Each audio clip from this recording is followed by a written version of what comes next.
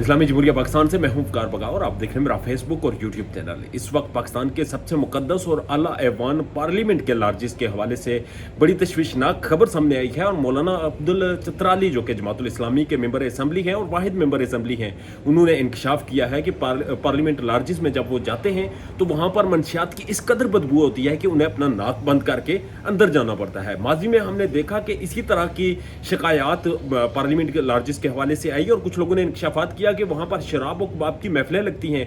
इसी हवाले से एक कश्मीर हाउस जो कि आज़ाद कश्मीर के मेंबरान असम्बली के लिए इस्लामाबाद में मुख्तस है, वहाँ पर भी यही इंकशाफ किया गया था कि वहाँ पर और भी रात गए ख़वातीन को लाया जाता है और वहाँ पर रंगीन महफिलें सजाई जाती हैं।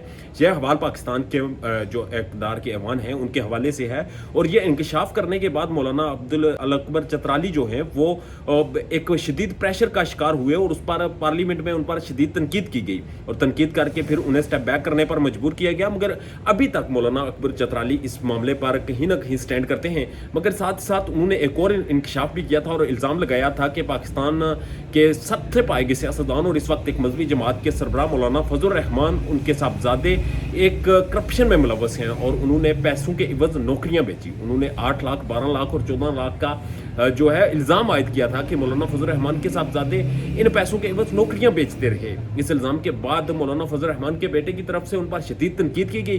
पार्लियामेंट पर में उन पर शदीद गुस्सा किया गया और गुस्से का इजहार किया गया, जबकि मौलाना अकबर चतराली ने बार बार यही कहा कि आप तहकीकात करवा लें, अगर तहकीकात झूठी साबित हो तो मुझे जो सज़ा देंगे मैं भुगतूंगा। मगर इस वक्त कोई तहकीकात नहीं हुई, जबकि ये दोनों मामले इंतहाई संगीन हैं। एक तरफ मजहबी जमात के सरबराह का बेटा नौकरियां बेचते हुए पकड़ा जाता है, दूसरी जानब मुकद्दस ऐवान और मुकद्दस ऐवान के जो रुकन हैं, उसके मेंबरान हैं, वो जहाँ पर रहते हैं उनकी रहाइश गाहों से मंशियात की बदबू और माजी में जो शराब और कबाब की शिकायत, ये सारी चीज़ें इस मकाम पर हमें लाकर खड़ा करती हैं कि पाकिस्तान आज डिफ़ॉल्ट होने के करीब है। ये सारी चीज़ें एक थोड़ा थोड़ा करके अपना हिस्सा डालती हैं और साबित करती हैं कि इस वक्त के जो हालात हैं, इस वक्त की जो संगीनी है, इस वक्त की जो सिचुएशन है, इसमें हमारे रवैये बुनियादी किरदार अदा करते हैं। आप अंदाज़ा लगाएं, हमारा आइन कहता है कि पाकिस्तान का मेंबर असम्बली वही शख्स हो सकता है जो आर्टिकल 62 और 63 पर उतरेगा। मगर दूसरी जानब हम ये भी देखते हैं कि आर्टिकल 62 तो 63 तो दूर की बात, हम शराब और शबाब करते पकड़े जाते हैं,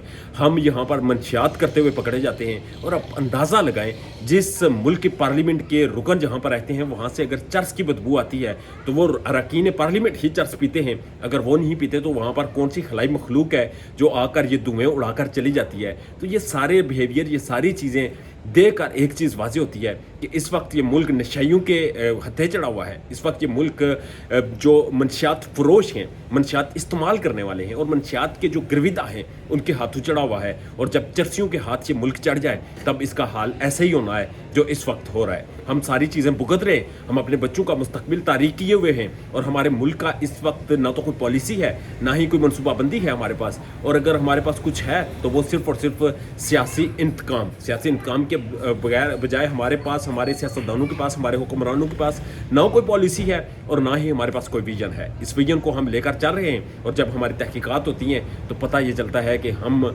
चरसी निकलते हैं, हमारे लॉर्जिस से चरसों की बदबू आती है और हमारे पास एक ऐसा गंदा माहौल मिलता है कि जिसे देखकर भी घिन आती है। मौलाना अकबर चतराली का आज मैंने इंटरव्यू किया तो वो कहते हैं कि रात के 2 बजे जब मैं 1-2 दफ़ा लाहौर से आया तो पार्लियामेंट लार्जिस में इस कदर बदबू होती है, इस कदर ताफन होता है कि मुझे अपना नाक बंद करके अपने कमरे में जाना पड़ता है।